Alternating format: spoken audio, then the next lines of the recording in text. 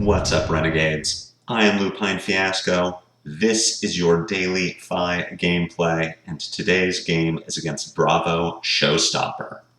For anyone new to the channel, welcome. What we do here is review replays of games that I have played on Talishar days or weeks ago. I'll walk through turn cycles as if I were playing them now, while explaining my thought processes and the lines I would take. We compare that to what I did in the past to either learn from our mistakes or reinforce good play patterns. The goal is to optimize and tighten our play in the future and walk away with that shiny, shiny cardboard. With all that said, let's take a look at our sideboard and talk about our game plan. Today's game features my harmonized Kadachi list. If you would like to review that deck list or try it for yourself, you can find it in the video description below. While you're down there, please subscribe to the channel if you haven't already done so. Subscribing is the best free way to support me, and make sure you see daily FaB gameplay in your video feed 5 days a week. We have lost the die roll in this match, but if we had won, we would want to go second. Going second against Bravo means that our first turn is attacking his life total or his hand directly. If Bravo has to attack us first, we can block with as many cards from hand as we are able to preserve our life total and stop any disruptive on-hits while drawing up to hand size at the end of Bravo's first turn. That aids our game plan in this matchup of attacking Bravo such that he has to defend with cards from hand, which strips him of the energy he needs to either activate his hero power or play pummels. We are playing a tempo game against Bravo where our cards are worth more than his cards on average. Let's talk about our equipment setup. We are going to stick with our harmonized Kadachis, our Mask of Momentum, our Flamescale Furnace, and our Snapdragon Scalers. The reason to use Kadachis and Mask of Momentum here are that they are the best way to aid our game plan of stripping cards from Bravo's hand. If we can go 6 chain links wide every turn, Bravo is forced to block 2 attacks every turn to stop 2 Mask of Momentum triggers. And if we are sequencing our turns correctly, then he's going to have to give up all of his armor very quickly or use cards from hand to stop our 4 power attacks like Mounting Anger, Blaze Headlong, or Ravenous Rabble. We keep Flamescale Furnace because even though this game is going to go very long and we would get good value out of Fiendal Spring Tunic, we are more interested in blocking disruptive on-hits and the 3 life that Flamescale Furnace can give us. Snapdragon Scalers is a no-brainer in this matchup, as Bravo does not present any arcane damage, and Snapdragon Scalers allows us to give our Enlightened Strike or Snatches go again, as opposed to just our Lava Bursts or Salt the Wound.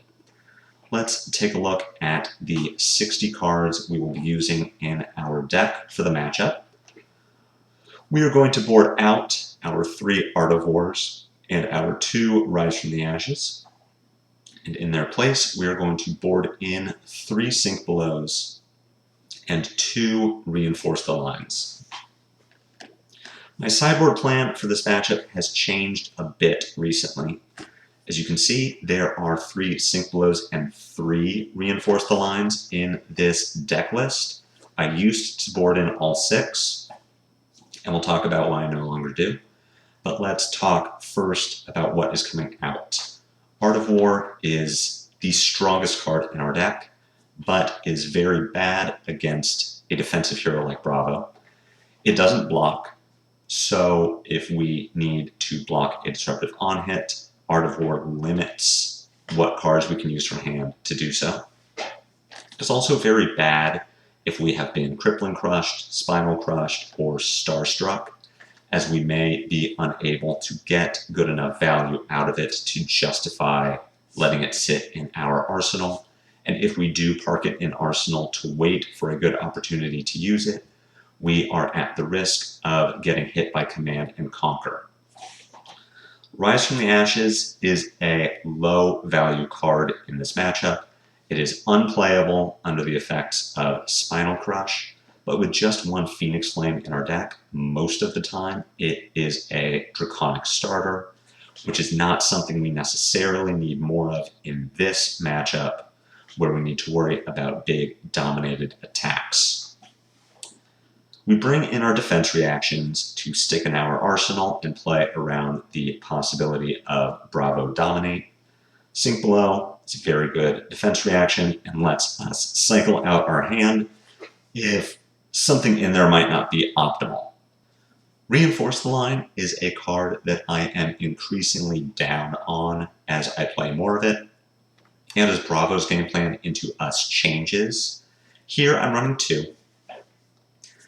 It is a great card to play around Command and Conquer. It is a great card to play around a dominated Starstruck if you don't already have a defense reaction in your arsenal. But it cannot one card block a Titan's Fist.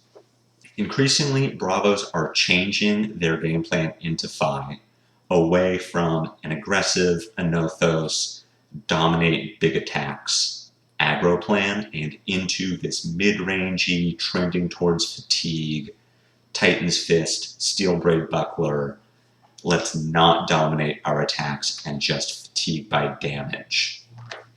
Reinforce the Line can be good at beating that game plan, but once you get down into lower life totals, and Bravo is blocking with 3 cards every turn cycle and using the 4th card to attack Titan's Fist, you'll want to keep 3 cards in hand to put him on the back foot, take tempo, hopefully strip all 4 of his cards, and Reinforce the Line needs an attack action to block along with it. So in my recent iteration of this list, I've cut 2 Reinforce the Lines and put in a Fate for Scene. We are running 4 defense reactions now, keeping Reinforce as a one-of to make Bravo think that we are playing more than 5 defense reactions, and for that lucky dominated Starstruck where we can block from hand. As to why I have cut the 6th defense reaction altogether, it's that we run the risk of getting stuck with multiple defense reactions. If we are keeping a Sink Below or a Reinforce the Line or now a Fate for Scene in arsenal to play around a dominated Starstruck or other devastating crush effect, and Bravo doesn't present it to us, we keep our defense reaction in arsenal. Let's say we now draw a 2nd defense reaction. Sure, we can use that to block with, but now we only have 3 cards to attack with as opposed to 4. We run the risk of losing tempo and of not being able to pressure Bravo off of blocking the Mask of Momentum trigger. If he gets to keep a 4 or 5 card hand, now there is a big chance that he can dominate a big attack that we can't block, or that he can pummel something that we would rather him not pummel. That's a lot to take in. I think the best way to show off this deck and show off the game plan that I am implementing now is to jump into the game and see how this all comes together. Bravo wins the die roll and chooses to make us go first. This is because Bravo will want to utilize his cards from hand to block our initial attack, then get the first chance to attack us directly when we cannot just drop our entire hand in front of his attack. It's the exact opposite of what I had said when I explained why we wanted to go first. So, how can we best utilize our hand to push a little damage and set up an arsenal for our next turn? Overall, arsenaling is not something I'm excited to do against Guardian. Command and Conquer is a card they absolutely play, and pummeling it is part of their game plan into us. It complements their suite of big crush attacks and is something we need to be concerned about. Because we're playing Kodachis, we can generally go 6 links wide without an arsenal. So the only thing I'm really excited to stick in the arsenal until I see 3 Command and Conquers, either played or pitch, are defense reactions. With that in mind, we're going to play out this entire hand. We have our 2 Draconic starters and our blue to pay for Kodachis and the Phoenix Flame. So in no particular order, we can throw out both Ronin Renegades, both Kodachis, pick up and attack with the Phoenix Flame, and end with a Snatch. We're hoping to get cards or armor out of Bravo. Notably, Bravo is not running Civic Steps. It does give us a quicken when it blocks, so not including it here might be a conscious choice. But from my perspective, it gives Bravo 2 less health, and I'm happy not to see it on the board. So, like I said, we're just going to play out the hand here. If Snatch hits and we get to stick something in Arsenal, that's upside. But I am not counting on it. I'm really just hoping to leak a little damage on turn 0. And if I can get armor from Bravo, I'm happy for it. You can also see that Bravo is running Fiandal Spring Tunic instead of Tectonic Plating. Overall, this is less health for Bravo. He maybe has clunkier turn cycles, but that Tunic is going to let him block a bit more aggressively while still playing big attacks from hand. We do get a little armor on turn 0, so I'm counting this as a win. We leak 2 points of damage over. Bravo playing out Rouse the Ancients, and he's going to show us a Macho Grande and a Thunderquake from hand. I'm guessing that this Rouse is going to be followed with a Titan's Fist, pitching the Thunderquake, and sticking the Macho Grande in Arsenal. Taking a look at our hand here, we see that we can play out the entire hand. We have a blue, we have a yellow brand to make our Kodachi Draconic, and we have a Mounting Anger. We also have this breaking point.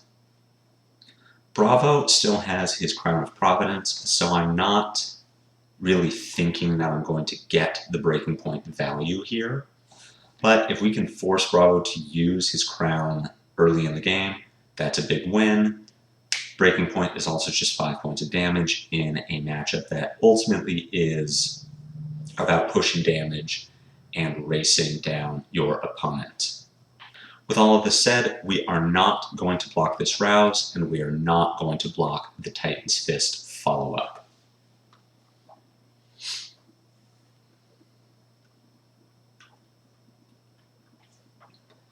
Titan's Fist is indeed the play. Bravo pitching Macho Grande instead of Thunderquake. Either way, I'm not expecting this attack to get played. I'm expecting that it will be crowned away. Let's talk a bit about sequencing here. Mounting Anchor costs 1, as does Breaking Point. So we cannot play out both attacks and attack with 2 Kodachis. We can only attack with 1.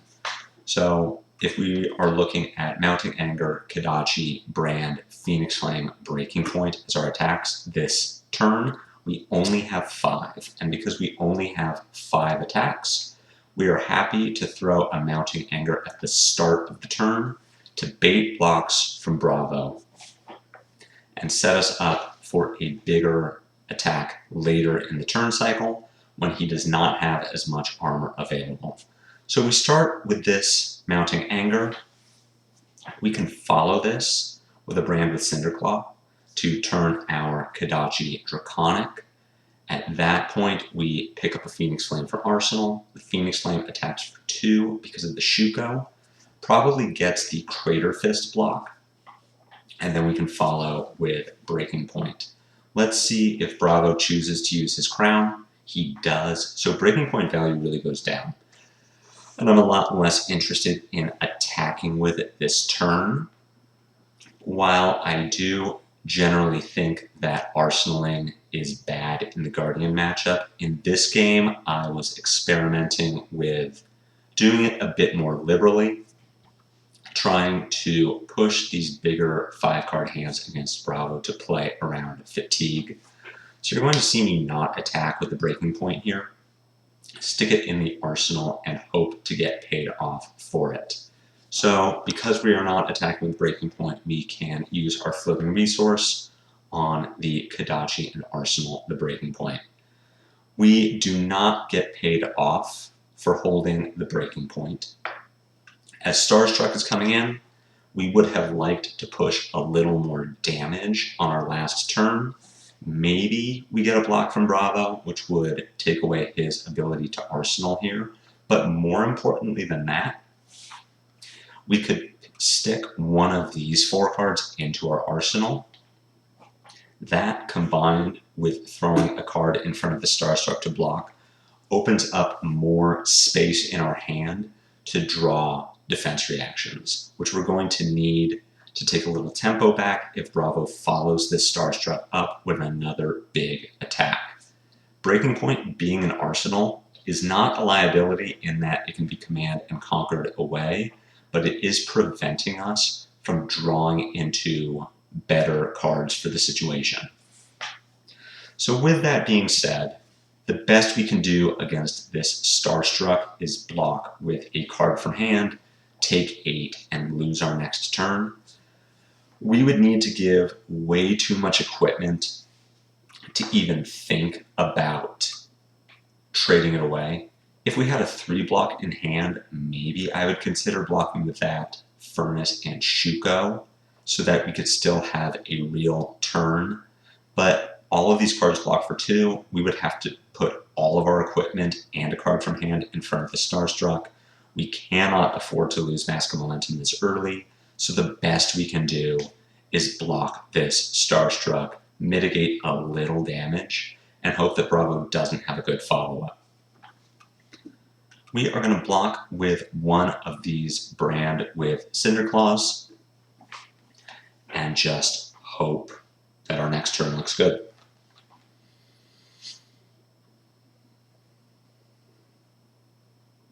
We take 8, we pass the turn.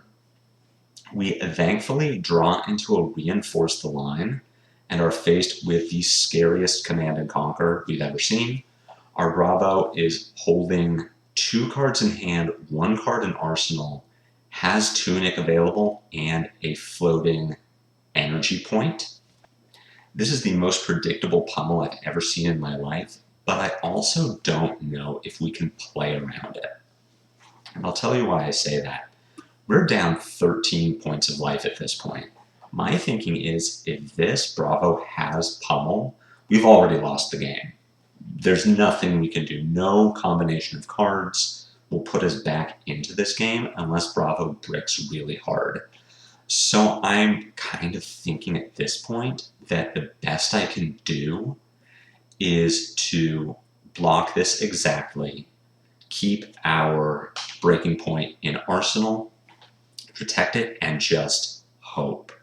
If we did want to block around Bravo having the pummel, we could look to block with Flamescale Furnace, Blaze Headlong, Rising Resentment for 6, and then have our Reinforce the Line available to prevent the pummel damage. If we do get pummeled, we play Reinforce the Line, and on our turn, attack with Kodachi, Breaking Point as a Mask of Momentum trigger. If Bravo does not have the pummel, we do the same thing, but we have a Reinforce the Line to stick into arsenal, assuming that this Breaking Point doesn't hit. Talking about it now, I am more inclined to take an aggressive blocking line here. Block with armor and 2 cards from hand, keeping our Reinforce the Line available. But what you will see me do here is block with Blaze Headlong, Reinforce the Line, and keep my 2 cards in hand and my armor available. We are not punished for this. We can think about that 2 ways. Either Bravo isn't playing pummel. Bravos now that are running Titan's Fist and Steel Braid Buckler may not be running pummel and might be opting for Sigil of Solace instead, playing for that longer, fatiguey, mid-range style, or he just didn't have it. Either way, if Bravo did have a pummel that turn, he would have played it. So this really tells us nothing about what's in Bravo's deck, except that we got lucky and I am more inclined to think he has sigils, considering that he's on Titan's Fist and Buckler. Now that it's our turn, we want to bait Bravo into a suboptimal block so that we can get him with the breaking point. That means I want to attack with Kadachi, Rising Resentment, rather than Rising Resentment, Kadachi. We need to take a little tempo back, and if Bravo wants to give us a full card to block the Rising Resentment and stop the mask trigger, we will take another card from him with Breaking Point. You can see I thought the same thing at the time this game was recorded. We leak a little damage with the Kadachis. We play out the Rising Resentment, which gets blocked by a card from hand, and we finish the turn with our Breaking Point. Bravo declares no blocks, but unfortunately has a Sink Below in Arsenal. So while we do get a card from Bravo, while we do leave him with 3 cards, we don't really get any additional value. And Bravo here using his Tunic to activate the hero power and dominate the Spinal Crush. Let's take a look at what we have in hand. Again, a series of 2 blocks. We could block with Furnace, Shuko, and Snatch, which would let us play out Double Strike, Brand, Lava Burst. Pretty good damage. We could sequence it a bit differently so that Brand comes before a Double Strike. That lets us pick up our Phoenix Flame to put into Arsenal. But I would like to preserve armor here. So I'm thinking I'm going to block with the Lava Burst. I want to keep Shuko, and I don't know if this big turn cycle of 1, 2, 3, 5 damage is enough to pull me back into this game if I don't have Shuko. So I'm thinking I am going to block with Lava Burst, take 6 points of damage. I'll throw a Snatch, see if it hits or if it doesn't. Either way, I have at least 2 cards to decide what goes into my arsenal. At this point, it's probably going to be Brand with Cinderclaw. So let's go ahead and take 6, throw a Snatch, and see how Bravo wants to respond to that. Again, we're just preserving armor. I don't feel like this is the hand to really sacrifice our late game potential with that Shuko. Bravo using Fate Foreseen to stop the Snatch damage and on hit, that's fine. We don't have the ability to give this Snatch meaningful go again. We are going to pitch away our Double Strike to the Furnace just to clear it out of our hand and look for something a little more meaningful. Here, staring down a Chokeslam, no Dominate, no attack buff. We have a Sink Below in hand that I would like to use here just to mitigate some damage and mitigate the on-hit. With a Brand in Arsenal, a Mounting Anger, and a blue, we are able to go 6 links wide on this turn between 2 Kadachis and Brand, 2 Draconic attacks in hand, and Phoenix Flame in discard. If the Chokeslam Crush effect hits, our Phoenix Flame cannot buff its own power. So we are going to Sink Below here. We are also going to block with Flamescale Furnace. Prevent 6, take 2. We are not going to use the Sink effect because our hand is looking pretty good. And on our turn, we can try to take some tempo, noting that Bravo does not have a ton of armor left to block with. So our Kadachis and our Phoenix Flame are looking quite a bit better for pushing some damage this turn. As far as sequencing goes, we will open with our Brand and follow with a Kadachi. We want to throw some awkward sequencing Bravo's way. I like 3-1-4 in situations like this. We give Bravo the opportunity to block early. Here, throwing the mounting anger, now that we're down to 5 links that we can present, we want to give Bravo the opportunity to stop this 4 points of damage and open ourselves up to throwing more damage at him once he's blocked, hopefully with armor or multiple cards. The mounting hits, we banish the FaB Loyalty. Bravo gives us 2 more cards from hand, so we're either looking at an Arsenal pass from him or a single Titan's Fist. With no Shuko trigger and no Mask of Momentum possibility, we are just going to Arsenal this Phoenix Flame because we want to be able to turn on awkward hands. Let's say this Ronin Renegade was a FaB Loyalty. We now have a hand without natural go again. But the Phoenix Flame would turn on Blaze Headlong, which turns on FaB Loyalty. Obviously, this isn't the case. We did draw our starter. This opens us up to some Shuko sequencing with the Phoenix Flame, but that's why we would Arsenal a Phoenix Flame in that last turn. Here, Bravo attacking with a Titan's Fist, just for 4, but this does represent almost 25% of our remaining life total. So let's think about if we want to throw a 3 block in front of it. Without this Warmonger's Diplomacy, we can only present 5 links on our next turn. We pitch our Soulbead Strike for Kodachi. We play out our Ronin Renegade, Phoenix Flame, and Blaze Headlong. I don't think that's good enough. I think Bravo can too easily donate a card or 2 from hand to prevent our Mask of Momentum trigger, and we cannot deal enough damage to meaningfully put him on the back foot. So I'm going to take this 4. I want to keep our Warmonger's Diplomacy available to pitch so that I can work the Soulbead Strike into our chain to hopefully draw a card. So we're just going to take this damage. We say no blocks, go to 9. We still have a lot of armor left, so things are not looking so bleak. And let's talk about how we're going to sequence this turn cycle. The first thing we want to do on this turn is attack with our Phoenix Flame, then break the chain. The reason we do this is that we want the Phoenix Flame to get its own Shuko trigger. So if we attack with this Phoenix Flame, then break the chain, Phoenix Flame goes to discard. We can then play Ronin Renegade, Kodachi, Blaze Headlong.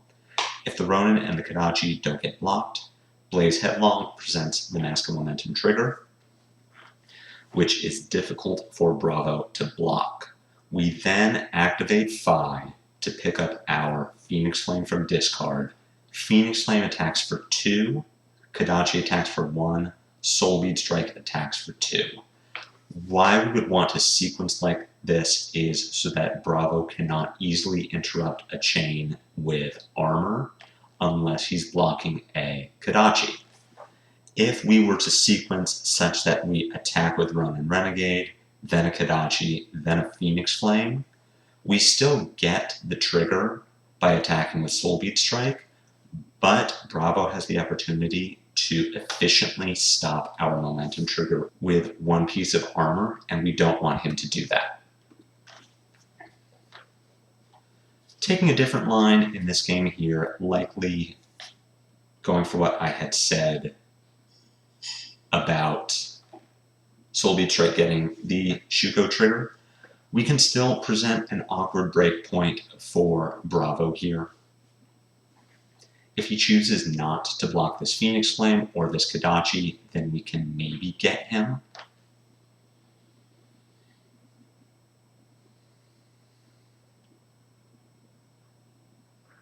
Bravo does decide to give Crater Fist to blocking this Kodachi. We're going to throw Soulbead Strike anyway. We want to get our Shuko trigger, and we also don't want this Soulbead Strike cluttering up our arsenal. Bravo activating Spring Tunic and throwing a dominated Spinal Crush our way. We are at a point in the game where we just can't afford to take more damage. Again, it would be really nice if we had a 3 block in hand, but we draw all 2 blocks into the Spinal Crush. Bravo is too high on life for me to feel good about blocking with Mask of Momentum, but I'm afraid that if I don't block with Mask of Momentum here, I won't get the opportunity to take tempo back. So I will block with Mask of Momentum and Shuko, as well as my yellow brand from hand. Prevent 6, go to 6, and on my turn I can throw 10 points of damage back Bravo's way with 3 Draconic Head Jabs and a Phoenix Flame from Arsenal. It really isn't ideal, but it's the best I've got. You see me throw Flamescale Furnace in front of this Spinal Crush as well. I don't think that is a good call. 1, it just isn't necessary to stop the crush effect.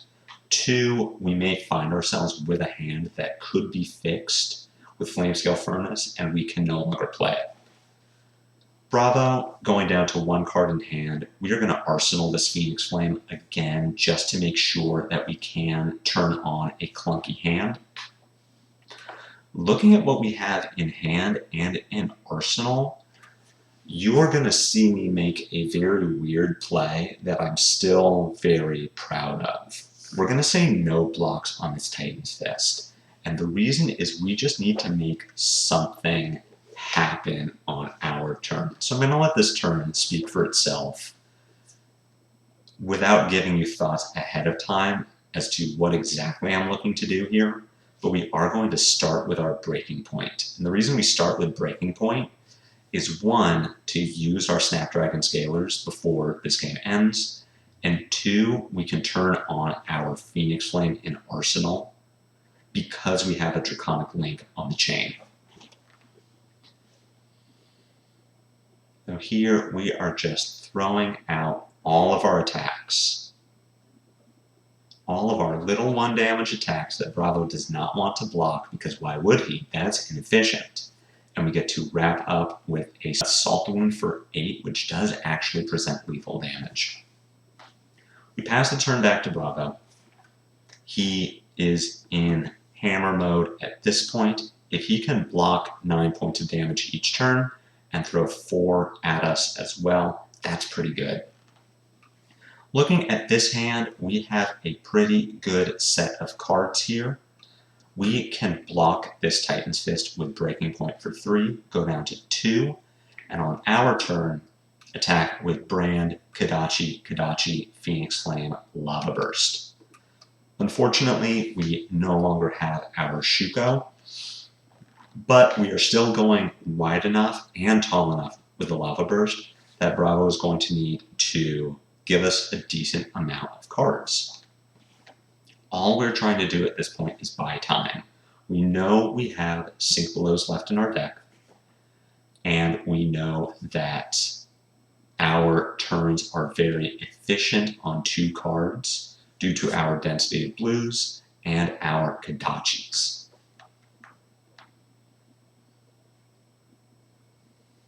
Bravo also plays fairly poorly on 2-card hands without the ability to make Seismic Surges.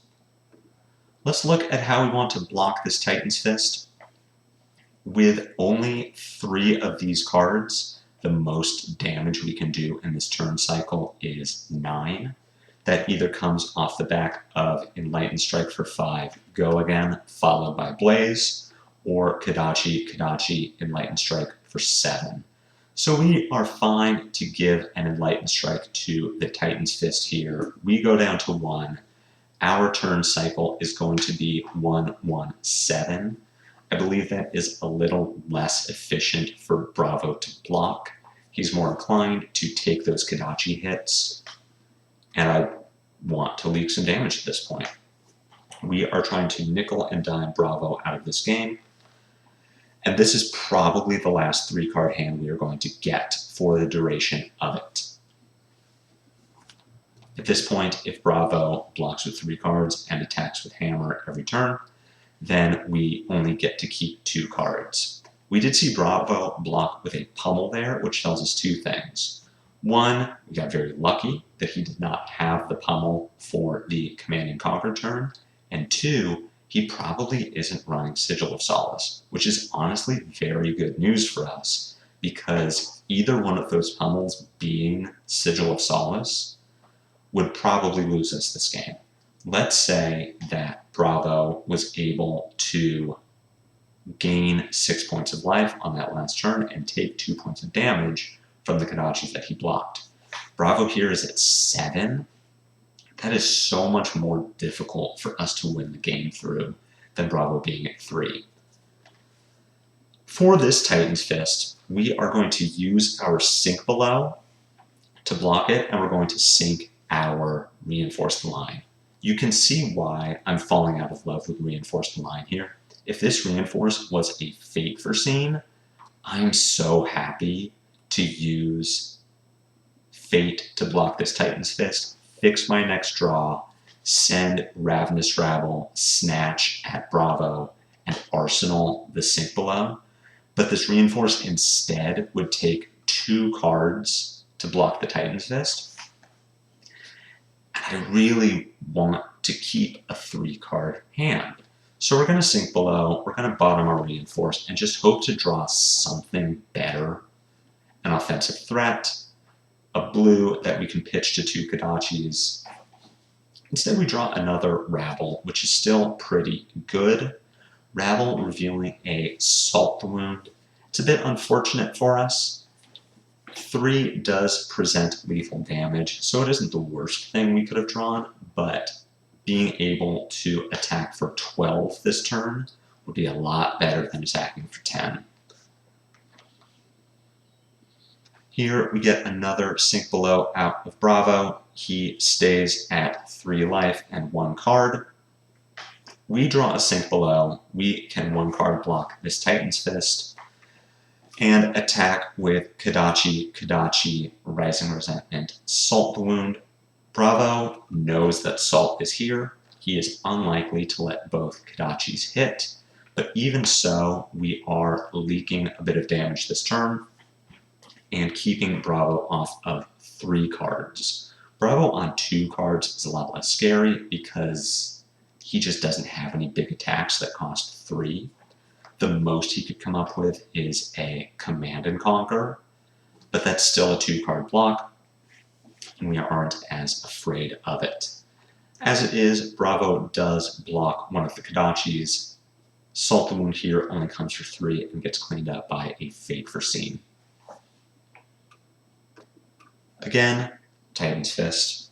We have a blue, we have a Mounting Anger, so we are happy to push 6 points of damage on our next turn. Bravo likely to take one of the Kodachi hits, block the second, and 2-card block Mounting Anger. It does only get 3 cards from him. It leaves him with the ability to pitch the Titan's Fist, but it puts him to 1. And with Bravo in Kodachi lock, we have a much better shot at winning this game. So let's block this Titan's Fist with Lava Burst and Ravenous Rabble. We are going to crack back with Kodachi, Mounting Anger.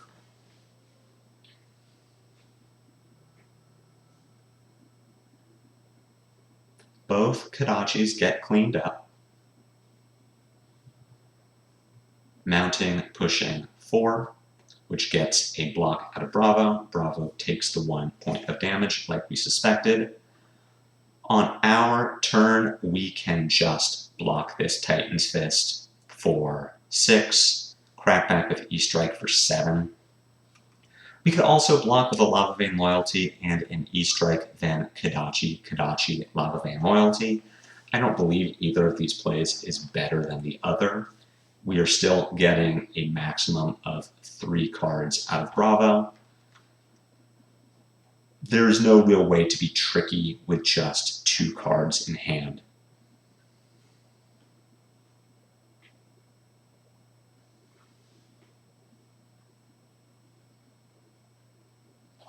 And now we draw the winning hand of cards. And there are a couple of ways we can win here. We can either keep a blue and double strike, Kodachi, double strike. We could also keep a brand and a blue, probably the other blue brand, which lets us brand Kodachi, activate FaB. Brand makes the first Kodachi Draconic, with our floating resource, we pick up our Phoenix Flame. That's honestly one of the strengths of this deck versus Emberblade, that we can go 4 links wide off of just 2 cards if one of them is a brand and the other is a blue. We are going to choose to keep the double strike instead, still going 4 links wide and winning the game. This does not win on the spot. Of course, Bravo can block both of the double strikes, but it strips his hand. He can no longer take us off of 4 cards, and we would kill him that way. A very close game.